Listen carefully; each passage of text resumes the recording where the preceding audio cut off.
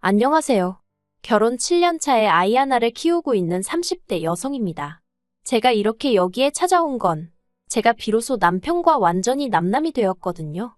그래서 그동안 어디에도 말하지 못했던 제 이야기를 마지막이다 생각하고 허심탄회하게 털어놓으러 왔어요. 물론 다 끝난 마당에 구질구질하게 못하러 옛날 이야기를 하냐 하는 사람들도 있겠지만요. 제 나름대로의 마지막 의식이라고 생각해 주시면 감사하겠네요. 남편과 결혼 이야기가 오가던 당시만 하더라도 남편은 물론이고 시댁 식구들과도 사이가 안 좋은 건 아니었어요. 만약에 그랬다면 결혼 자체를 하지 않았겠지요. 남편과는 지인의 소개로 만나 인연을 사귀었는데 당시 남편은 회사를 다니는 직장인이었어요. 다만 공무원 시험에 3년이란 시간을 쏟아붓고 그래도 결과가 좋지 않아 뒤늦게 직장 생활을 시작한 경우였거든요. 그래서 결혼 이야기가 나왔을 때도 모아놓은 돈이 많지가 않더라고요. 그런데 지금이라면 돈을 좀 더 모으고 결혼하자 했을지도 모르겠지만 그 당시에는 제 나이가 32로 홍기가 꽉 찼었다고 해야 할까요? 그렇다 보니 친정부모님 주변에서 딸은 언제 시집가냐, 그래서 손주는 언제 안아보냐, 간섭하는 친인척들이 꽤나 계셨던 것 같아요. 친정부모님은 돈도 돈이지만 홍기를 놓치지 않았으면 좋겠다며 결혼을 그냥 진행하라 하셨습니다. 그리고 솔직히 저도 한 살이라도 어리고 예쁠 때 드레스를 입고 싶은 마음이 있었거든요. 그래서 남편이 모은 돈이 2,500밖에 없었지만 결혼을 진행하게 되었어요. 저는 당시 4천 정도 모아둔 돈이 있었네요. 그런데 시댁에 인사를 드리러 간 날, 시댁에서는 당신들 노후 준비는 되어 있는 상황이었지만 결혼하는 자식한테 목돈을 해주기는 어렵다고 하셨습니다. 실제로 남편보다 3살 많은 신우도 시집갈 때 거의 아무것도 받지 않고 갔다면서요. 솔직히 시부모님이 해놓고 사는 걸 보면 그렇게 빠듯해 보이지는 않았지만 어쨌든 없다고 하시는데 제가 그걸 추궁할 것도 아니고 당장 남편도 별말 없이 가만히 있었거든요. 그래서 조금은 서운한 마음이 들었지만 알겠다고 했습니다. 그렇게 7천이 조금 안 되는 돈을 가지고 신혼집을 알아보기 시작했어요. 그런데 저희가 가진 돈으로는 선택지가 많지 않더라고요. 아무리 발품에 손품, 눈품까지 팔아봐도 제대로 된 집에 들어가기란 하늘의 별 따기처럼 느껴졌달까요. 오죽하면 부동산에 갔다 온 날이면 저도 모르게 눈물이 나서 퉁퉁 부은 눈으로 잠들기도 했지요. 그리고 이런 상황을 제가 아무리 티내지 않으려고 했어도 결국 친정어머니가 눈치를 채셨던 모양입니다. 하루는 저를 불러 마음 같아선 다른 부모들 마냥 목돈을 척척 내주고 싶은데 그렇게 해주질 못해 미안하다 하시대요. 그러면서 사정상 준다고는 못하지만 필요하면 엄마가 빌려줄 수는 있다며 이자는 안 줘도 된다고 멋쩍게 웃으셨지요. 솔직히 당시 남편이나 저나 200에서 250 언저리로 벌던 상황에 이자라도 아낄 수 있는 게 어딘가 싶대요.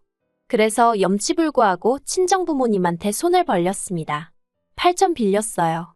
그리고 이후로 있는 돈 싹싹 긁어서 서울 외곽에 지어진 지 거진 30년 가까이 되었던 아파트 하나를 샀습니다. 그리고 이걸로 시부모님하고 결혼 초부터 갈등을 빚게 되었어요. 결혼하고 나서야 알게 된 게 시부모님이 아예 돈이 없으신 게 아니었습니다. 신우가 빈손으로 시집을 갔다는 것도 거짓말이었어요. 돈을 안 해주면 저희가 결국에 시댁에 들어와서 살 줄 아셨답니다. 제가 평소에 멋도 안 부리고 수수하게 다녀서인지 친정에도 돈이 없을 거라고 당신들끼리 마음대로 생각하고서는 한마디로 돈도 없으면서 지들이 뭔 수로 버티겠냐, 들어와서 살 거다 그렇게 생각하셨던 모양이에요. 그런데 제가 보란듯이 친정에서 돈을 빌려다 집을 사버렸으니 게다가 제가 아파트를 제 명의로 했거든요. 남편도 그때는 양심은 있었는지 공동명의의 기억자도 안 꺼냈어요. 그런데 이제 흠잡을게 마땅치 않으셨는지 그 사실을 아시고는 굉장히 언짢아 하시더라고요.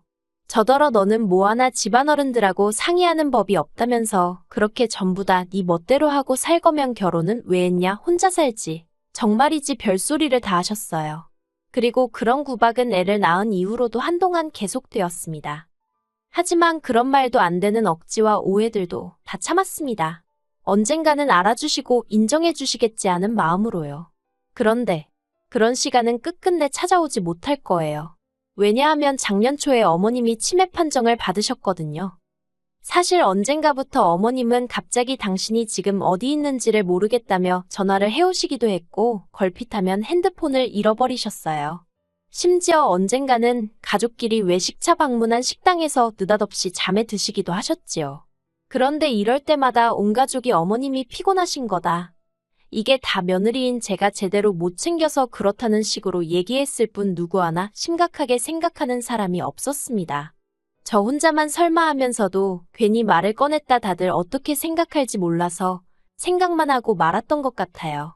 그러다 결국 건강검진차 들렸던 병원에서 치매가 의심된다며 큰 병원에 가서 검사를 받아보길 권유받았고 그렇게 현실을 마주하게 된 거지요. 그리고 결과를 받아들고 얼마 지나지 않아 어머님의 증상은 급속도로 악화되기 시작했어요. 갑자기 울거나 웃으시는 등의 감정 표현도 격해지셨고 그러다 지난 6월 어머님이 아버님을 후라이팬으로 때리셨는데 아버님이 어머님한테 그때 처음 맞아보셨대요. 여담이지만 젊었을 적에 아버님이 어머님을 어지간히 힘들게 하셨다더니 그때 맺힌 게 나온 거 아닌가 싶어요. 아무튼 그러면 아버님도 어머님이 어쨌든 환자니까 그냥 넘어가 주셨으면 좋았을 텐데 그 와중에 어머님을 같이 때리셨나 봐요. 그나마 그 현장을 타이밍 좋게 신호가 봐가지고 그래도 어쨌든 집안이 시끄러웠습니다. 정말이지 그때를 생각하면 지금도 아찔하네요. 그리고 보다 못한 제가 남편한테 조심스레 요양원 이야기를 꺼냈습니다. 그런데 남편은 아주 난색을 표하면서 일단 자기 누나랑 얘기해보겠다고 하더라고요.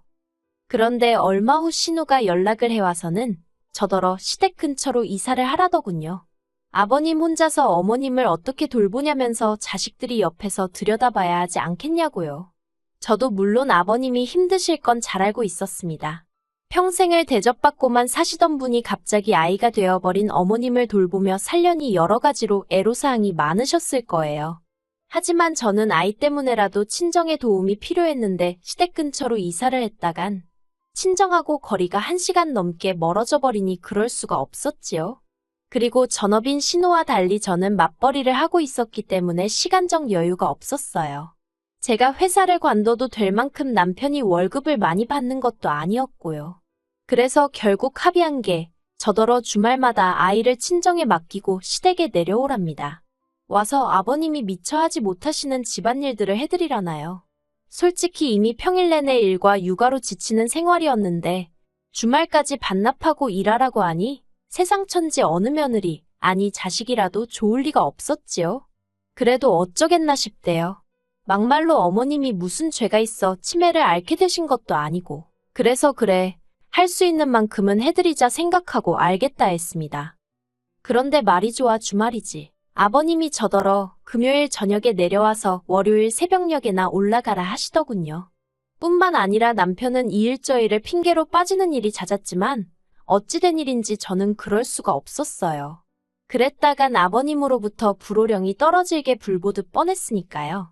그래서 결국 전 주말마다 내려가 어머님이 엉망으로 만들어 놓으신 집 치우고 빨래하고 반찬하고 솔직히 할 일이 얼마나 많던지 야근을 하더라도 사무실에서 일을 하는 게 그리울 정도였어요.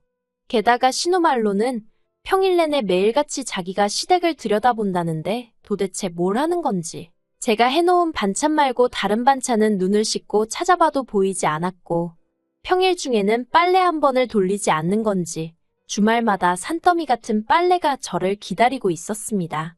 어머님이 실수를 많이 하시게 되면서 빨래가 어마어마하게 쏟아져 나왔거든요. 그리고 그렇게 석 달쯤 생활을 하다 보니까 당장 내 자식이 가고 싶어하는 그 동물원 한 번을 못 데려가면서 이렇게 시댁에서 종노릇이나 하고 있는 게 맞나? 그런 생각이 들대요. 하지만 그럴 때마다 적어도 남편이 표현은 안 해도 속으로 고마워하고는 있겠지. 누가 됐건 간에 내 공로를 언젠가 알아는 주겠지. 그런 막연한 믿음이 있었답니다. 그래서 참고 또 참았달까요? 그러다 얼마 후 저는 생각지도 못한 임신 소식을 확인하게 되었습니다. 계획에 있던 임신은 아니었지만 너무 감격스러웠어요. 항상 아들 하나 딸 하나 있으면 좋겠다 생각했기에 당시에는 아들인지 딸인지도 몰랐는데도 벌써부터 기쁘더라고요. 친정부모님의 도움을 좀 더 오래 받게 되면서 죄송한 마음이 컸지만 친정부모님은 그런 건 신경 쓰지 말라며 축하해 주셨습니다. 첫째 때는 사는 게 빠듯해서 산후조리원 구경도 못했는데 이번에는 그러지 말라면서 친정부모님이 따로 500만 원도 챙겨주셨지요. 그런데 시댁의 반응은 냉담했습니다. 제가 임신 소식을 알리며 더 이상 주말마다 시댁에 내려갈 수 없다고 말하자 신우가 처음 했던 말이 저더러 왜 그렇게 사람이 경솔하냐대요. 황당해서 경솔하다니 그게 무슨 소리냐 했습니다. 그러니까 신우가 정말 나을 거냐면서 자기가 수술비는 대줄 테니 이번에는 포기하라는 사람으로서는 감히 입에 담을 수도 없는 말을 꺼냈어요. 미안하지만 자기한테는 자기 어머니가 더 소중하다면서 저한테도 있는 사람부터 챙기는 게 맞지 않냐며 생각을 잘 좀 해보라고요. 제가 말도 안 되는 소리라고 나을 거라 했습니다. 그랬더니 아버님은 한다는 말씀이 그래 나으려면 나아라. 그런데 애 낳는 거랑 시댁에 내려오는 거랑 무슨 상관이냐입니다. 제가 체력적으로 힘들어서 안 된다고 했더니 그러면 회사를 관두고 아예 시댁에 내려와서 지내면 되겠다나요. 한참을 듣고 있다가 어이가 없어서 두 분 다 진심이시냐 했습니다. 그리고는 남편더러 무슨 말이라도 좀 해봐 그랬어요. 그런데 남편이 입을 꼭 다물고 아무 말도 안 하고 있더라고요. 결국 이도저도 해결이 안 나고 그렇게 저랑 남편이 집으로 돌아왔습니다. 남편더러 왜 가만히 있었냐고 따졌어요. 그리고 그렇게 어머님 상태가 걱정되면 당신이 내려가서 아버님이랑 같이 지내라 했지요. 그랬더니 기껏 한다는 소리가 어머님도 여자니까 같은 여자가 편하지 않겠냐는 거예요. 자기 이름도 잊어버리시고 막말로 똥오줌도 못 가리시는 양반한테 그런 게 중요했을까요? 도무지 말이 통하는 것 같지 않아서 남편더러 난 이제 두 손 두 발 다 들었다고 알아서 하라 했네요. 그러자 남편은 무슨 딱따구리도 아니고 계속해서 같은 말을 반복했어요. 기왕 시작한 거 조금만 더 해주면 안 되냐고요. 그러더니 급기야 한다는 말이 저더러 저러다 어머님 돌아가시면 후회 안 할 자신 있냐대요. 어이가 없어서 남편더러 당신은 자신 있냐고 물었습니다. 그랬더니 또 묵묵부답. 그런 의미 없는 말다툼을 몇 번이고 반복해야만 했어요. 그리고 스트레스 때문인지 결국 일주일 후에 저는 아이를 떠나보내야만 했습니다. 유산을 한 거지요. 수술을 마치고 병원에 누워있는데 하염없이 눈물만 흘렀어요. 그런데 그때 병실에 남편하고 신우가 들어오더니 그러면 언제부터 움직일 수 있는 거야? 이번 주말에는 움직여도 괜찮다지? 아버지가 걱정이 많으셨어. 그럽니다. 온몸에 소름이 쫙 끼치더라고요. 피는 못 속인다더니 이것들이 사람이 맞나 싶었지요. 저는 둘에게 나가달라고 내 평생 시댁에 가는 일은 없을 거다 했습니다. 주변에 사람들이 있어서인지 둘 다 얼굴만 울그락불그락거릴 뿐 뭐라 말은 더 안 하대요. 그리고 퇴원 후 저는 친정으로 향했습니다. 그때부턴 친정아버지와 함께 움직였어요. 부동산에 집도 내놓고 가정가구도 하나씩 정리했습니다. 제 짐도 전부 다 친정으로 옮기기 시작했고요. 참고로 유산을 확인한 날 이혼하는 쪽으로 마음이 완전히 돌아섰거든요. 유산의 원인이 시댁 식구들 그리고 특히나 남편이라는 건 너무나 확실했기에 그러면 제가 죽으면 죽었지 제 자식 죽인 사람하고 살부대 끼면서는 살 수가 없었으니까요. 남편이 자꾸 제 연락을 피해서 남편 회사에 등기로 이혼 서류를 보냈습니다. 그런데 남편이 다 찢어버렸다면서 100번 1000번을 보내보라고 자기가 도장 찍을 것 같냐면서 연락을 해왔어요. 그래서 제가 그러면 변호사 선임하겠다 했습니다. 그랬더니 진짜 그렇게까지 해야겠냐면서 자기더러 어쩌라는 거냐대요. 그러면 뭐 아픈 어머니를 버리기라도 하라는 거냐면서. 그래서 제가 남편더러 당신이 뭘 얼마나 했는데 어머님을 버리기식이나 하냐 했습니다. 그리고는 나는 당신한테 이제 기대하는 것도 바라는 것도 없으니 이혼 서류에 도장이나 찍어달라 했어요.